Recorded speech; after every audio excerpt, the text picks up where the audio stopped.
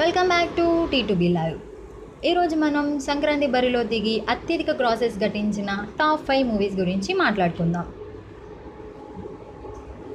Top 5. Allu Arjun Ram చరణ్ల Evadu movie 48.50 crores.